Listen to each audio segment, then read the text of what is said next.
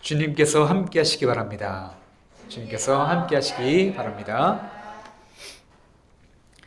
저는 오늘 요한복음 13장 31절부터 35절을 가지고 사랑하라 내가 너희를 사랑한 것 같이 라는 제목으로 말씀을 전하려고 합니다.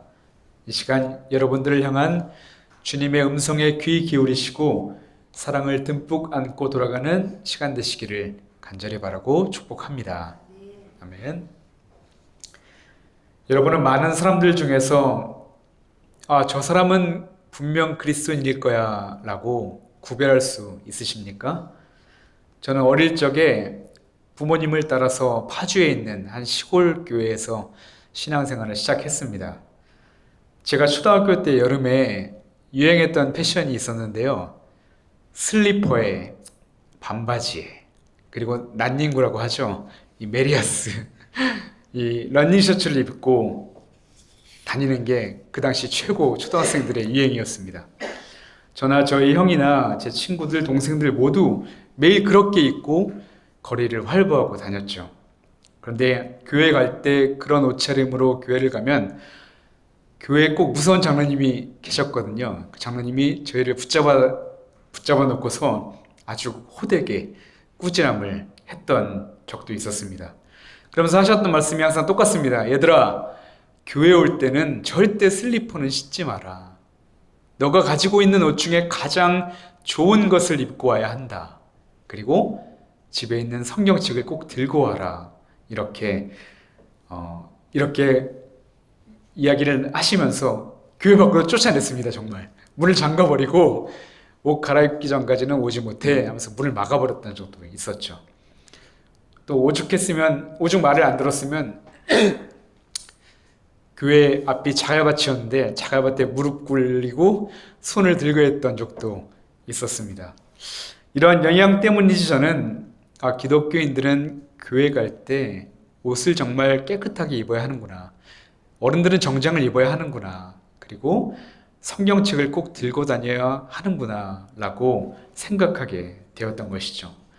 아주 엄하고 무서운 장로님이셨지만 그분을 통해 어릴 적부터 우리가 예배에 참여하는 마음가짐이 어때야 하는지 그것을 배울 수 있는 소중한 시간이었습니다. 지금도 그 장로님과는 파주 가면 가끔 뵙고 또 인사드리는 그런 아주 좋은 분이십니다. 또 요즘에는 잘 안 보이지만 이제 물고기 모양의 스티커를 이제 차 뒤편에 붙이는 것도 우리는 기억을 합니다. 요즘은 잘 보기 힘들잖아요. 그래서 이것을 차에 붙이거나 아니면 백밀러에 십자가가 달려있는 것을 보면 저 사람은 기독교인이구나 이렇게 생각하게 되죠. 여러분들이 상상하기 힘들겠지만 제가 치기 어린 시절, 제가 20살 때 이제 신학교에 들어갔는데 너무너무 막 저를 꾸미고 싶은 거예요. 나를 막 분출하고 싶은 그런 시기잖아요. 20살 때가. 근데 신학교에 들어가니까 이제 아무것도 할 수 없는 거였습니다. 그래서 그때 제가 생각했던 게 귀를 한번 뚫어보자 해서 이 왼쪽 귀를 몰래 뚫었죠. 뚫고서 나는 그래도 기독교인이니까 나는 그래도 하나님을 믿으니까 귀걸이를 해도 십자가 귀걸이를 해야겠다라고 해서 십자가 귀걸이를 하고 교회 갈 땐 또 이제 혼나니까 반창고를 붙이고 그렇게 교회를 다녔던 적도 있었습니다. 아주 어렸을 때 다 그런 시기가 한 번씩 찾아오잖아요. 그렇게 해서 저는 제 스스로 나는 그리스도인이다라는 것을 좀 드러내고 싶어 했던 것 같습니다. 그런데 여러분, 이것이 과연 기독교임을 드러내는, 표현하는 전부일까요? 그러나 확실한 것은 우리가 십자가를 목에 걸고 다닌다고 해서 차 뒤편에 그 물고기 그림을 붙이고 다닌다고 해서 단지 성경책을 들고 다닌다고 해서 그 사람이 정말 참된 그리스도인인지 아닌지는 사실 아무도 알 수 없을 것입니다. 근데 예수님은 오늘 우리에게 이런 말씀을 하시는 것 아닙니까? 오늘 본문인 34절, 35절을 보면 내가 너희를 사랑하는 것 같이 너희도 서로 사랑하라. 너희가 서로 사랑하면 이로써 모든 사람이 너희가 내 제자인 줄 알리라 라고 말씀합니다. 예수님은 우리가 서로 사랑하는 것이 예수님의 제자됨, 즉 참된 그리스도인임을 보여주는 표지다라고 말씀을 하셨던 것이죠. 이제 말씀을 함께 살펴보면 오늘 본문인 요한복음 13장에서 예수님과 제자들이 함께하는 이 순간은 결코 평범한 시간이 아니었습니다. 왜냐하면 예수님이 십자가에 달리시기 바로 전날 밤에 하셨던 말씀이기 때문이었죠. 부모님께서 돌아가시기 전에 사랑하는 가족들에게 유언을 남기듯이 다음 날이면 십자가에 달릴 것을 아셨던 예수님도 제자들과 함께 할 수 있었던 그 마지막 순간에, 그 마지막 시간에 제자들을 위해 유언과도 같은 말씀을 전하시고 계셨던 것입니다. 게다가 오늘 본문 시작인 31절을 보면 그가 나간 후에라는 말씀으로 시작하는데요. 나간 사람은 바로 예수님을 배반한 제자 유다였습니다. 자신을 배반한 괘씸한 제자 유다가 나간 그 직후에 예수님은 남은 제자들에게 마지막으로 전해주고 싶으셨던 그 말씀의 핵심은 바로 놀랍게도 사랑이었다는 것이죠. 사랑하라. 그러면 모든 사람들이 너희가 내 제자인 줄 알게 될 것이다 라고 말입니다. 근데 여러분, 오늘 말씀을 묵상하면서 저는 가장 먼저 이런 생각이 들었습니다. 사랑하는 것이 그리스도인임을 표현하는 표지라고 한다면 세상에는 기독교인이 꼭 아니더라도 분명히 사랑의 손길을 내미는 구호단체나 그런 자비로운 마음을 가진 사람들이 분명히 존재할 텐데 그들의 사랑과 예수님이 말씀하시는 이 사랑에는 어떤 차이가 있는 것일까라고 말이죠. 오늘 말씀을 자세히 보면 그 차이를 확실하게 구별해주는 단어를 하나 우리는 발견할 수 있습니다. 바로 아까 읽었던 34절에 새 계명이라는 말씀입니다. 구약의 레위기 19장 18절을 보면 하나님은 이미 모세를 통해 이웃 사랑하기를 너희들 몸과 같이 하라 라고 계명을 주셨습니다. 내 몸을 사랑하는 것처럼 저들도 사랑하라는 그런 것이었습니다. 이것은 인간을 나를 기준으로 한 명령이었습니다. 그렇다면 지금 예수님이 말씀하시는 새 계명이란 무엇일까요? 그것은 바로 예수님 자신이 너희를 사랑한 것 같이, 다시 말해 예수님이 우리를 사랑한 것만큼 너희도 사랑하라 라는 것이었습니다. 이것은 인간적인 사랑을 뛰어넘는 예수님의 사랑, 즉 신적 차원의 사랑을 기준을 가지고 지금 우리에게 말씀을 하고 있었던 것이죠. 이것이야말로 우리에게 주시는 새 계명이다라고 말씀하시면서 말입니다. 이런 예수님의 사랑을 잘 표현한 말씀이 바로 요한복음 13장 1절인데 우리가 찾아서 같이 한번 읽어보겠습니다. 요한복음 13장 1절 말씀입니다. 유월절 전에 예수께서 자기가 세상을 떠나 아버지께로 돌아가실 때가 이른 줄 아시고 세상에 있는 자기 사람들을 사랑하시되 끝까지 사랑하시니라. 아멘. 여러분, 예수님의 사랑은 끝까지 하신 사랑이었습니다. 사랑받을 만한 구석이 하나도 없는 사람들을 사랑하셨다는 거예요.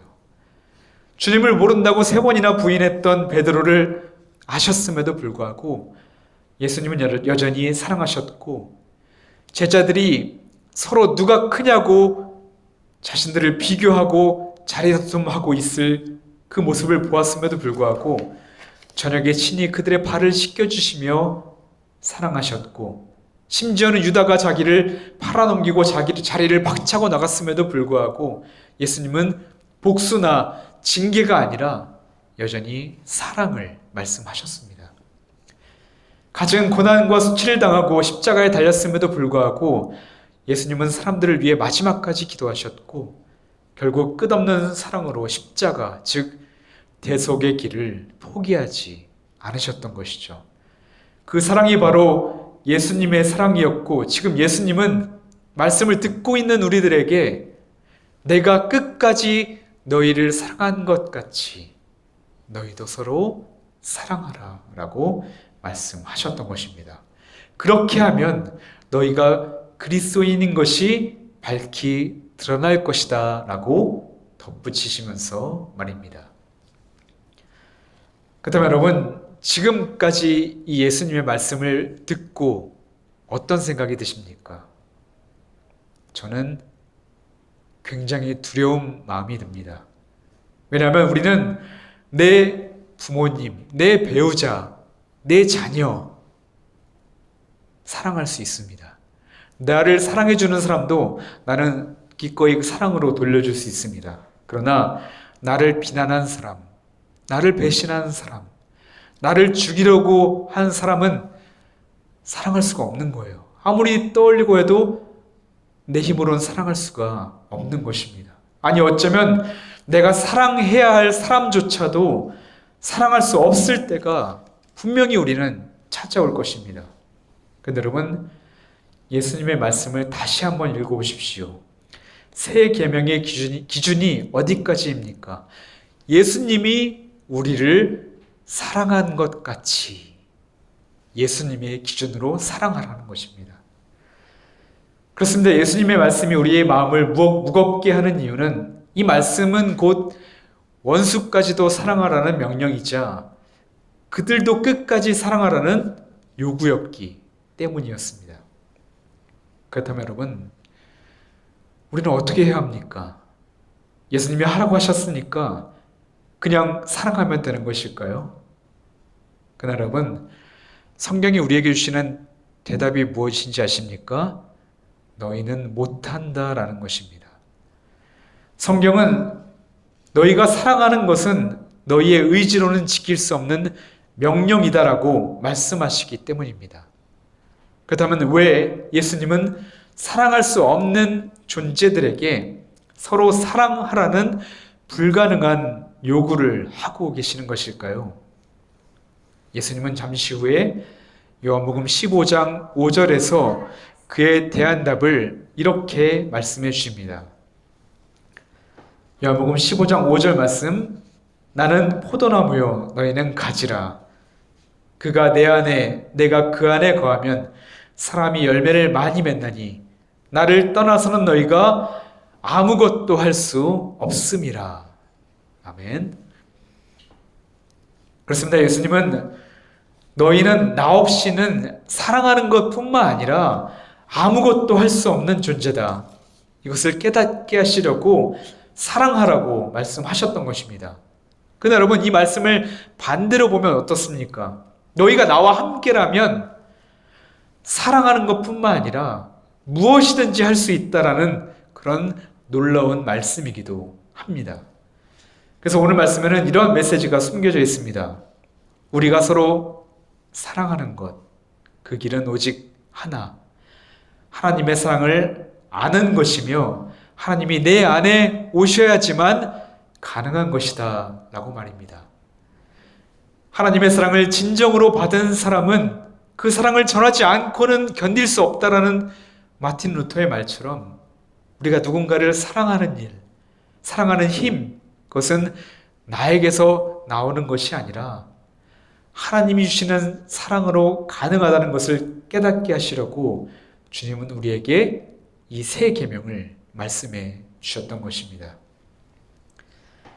지난주에 유튜브를 보다가 제가 눈물을 쏟았던 영상이 하나 있었는데요. 오은영 리포트의 결혼지옥이라는 그런 프로그램에서 한 출연자의 사연 때문이었습니다. 사랑으로 결혼한 부부가 4명의 아이를 낳고 행복하게 살고 있었는데 그중 셋째 아이가 그 희귀병 중에 하나인 모야모야병에 걸려서 이제 3살 때 뇌혈관이 막혀 그만 목숨을 잃고 그 아이를 떠나보내게 되었습니다. 근데 불행은 끝나지 않았고 그 아이가 이제 모야모야병으로 목숨을 잃었기 때문에 이제 가족 모두가 혹시 가족력이 있을 수도 있으니까 다 같이 검진을 받았는데 그 남은 가족들 중에 그 아내도 똑같이 그 유전병으로 그 모야모야병이 있었던 것입니다. 그래서 결국 아내도 결국 똑같은 병으로 쓰러져서 뇌손상을 입고 식물이간이 되고 말한 것이죠. 그렇게 남편이 낮에는 일하고 밤에는 지극정성으로 아내를 간병하는 것을 5년 동안이나 이어가고 있었던 것이었습니다. 아무런 소망 없이 살던 이 남편이 방송에 나와서 이제 나는 앞으로의 결혼 생활을 어떻게 해야 할지, 남은 아이들을 어떻게 양육해야 할지 아주 절박한 심정으로 도움을 받기 위해서 그 프로그램에 나온 것이었습니다. 그런데 이 영상에서 저를 울렸던 장면이 하나 있었는데요. 그것은 남편이 모든 일을 마치고 돌아와서 아내를 뒷바라지한 다음에 아내의 손을 꼭 잡고 이렇게 이야기하는 것이었습니다. 자기야, 끝까지 당신 옆에 있을게. 아이들 다 보내고 그때 같이 가자 라고 말입니다.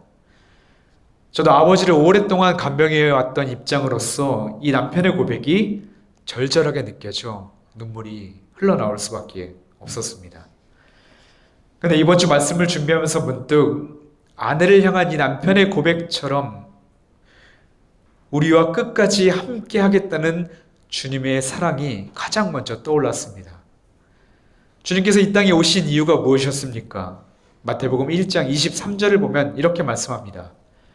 보라, 처녀가 잉태하여 아들을 낳을 것이요 그의 이름은 임마누엘이라 하리라 하셨으니 이를 번역한즉 하나님이 우리와 함께 계시다 함이라.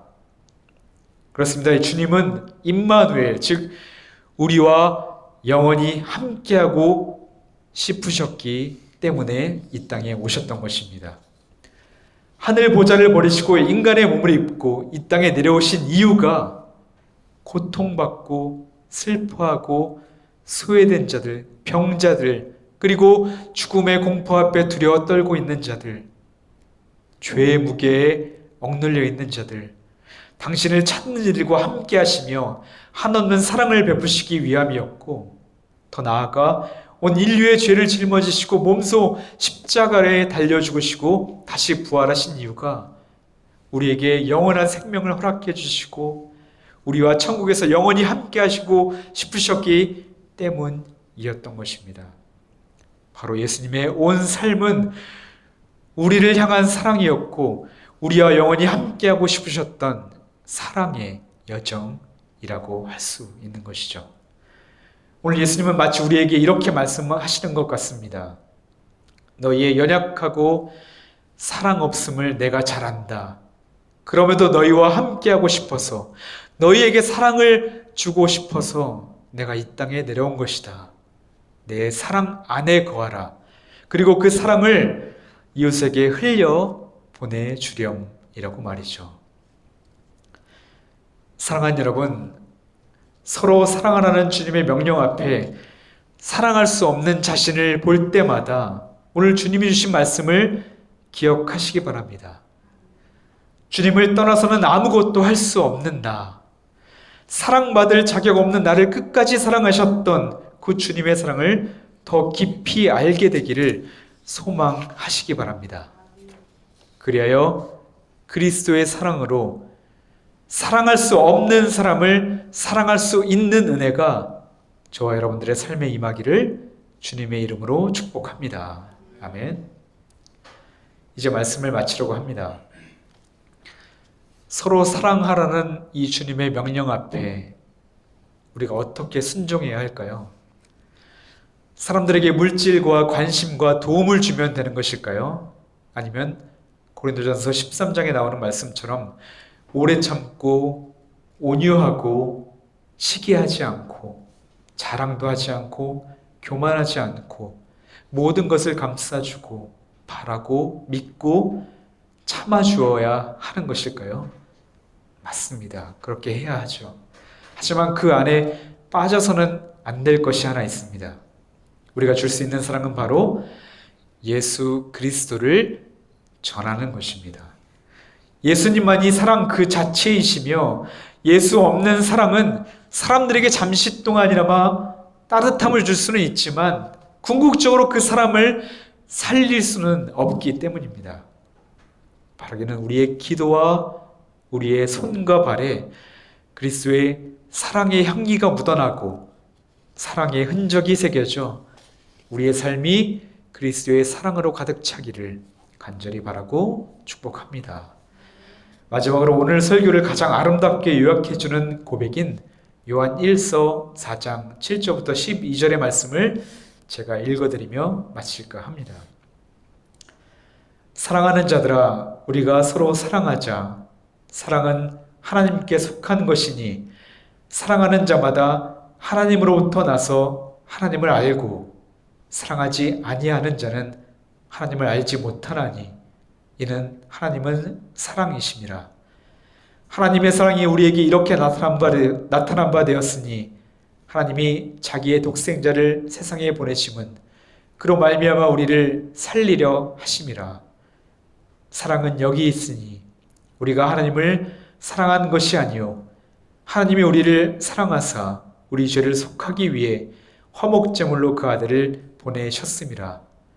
사랑하는 자들아, 하나님이 이같이 우리를 사랑하셨은즉 우리도 서로 사랑하는 것이 마땅하도다.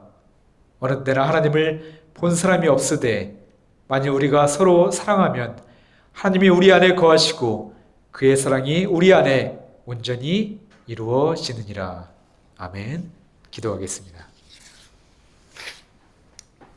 우리의 사랑 없음을 아시는 주님, 그리고 이 땅에서 우리가 얼마나 힘들고 괴롭고 소망 없이 살아가는지를 아시는 하나님께서 그 아들 독생자 예수님을 이 땅에 보내주시니 감사드립니다.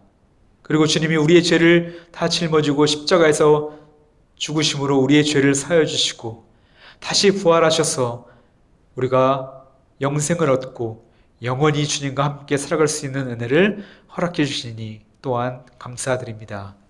바라기는 우리의 심령 안에, 우리의 영혼 안에 오직 그리스도의 이 사랑이 심겨지게 하여 주시옵소서. 주님이 이 땅에 오신 이유가 나를 위한 것이었음을, 그리고 그 죽으신 그 사랑이 바로 나를 향한 사랑이었음을 잊지 않게 하시고 우리 안에 사랑으로 가득 차 그 사랑이 자연스럽게 흘러나와 이웃들이 그 사랑을 맛보고 그 사랑을 맡고 그 사랑을 담아내어 그를 또한 하나님의 사랑 안에 거하고 영생의 길을 함께 걸을 수 있는 은혜를 허락하여 주시옵소서. 우리와 함께 하시는 예수 그리스도의 이름으로 기도하옵나이다. 아멘.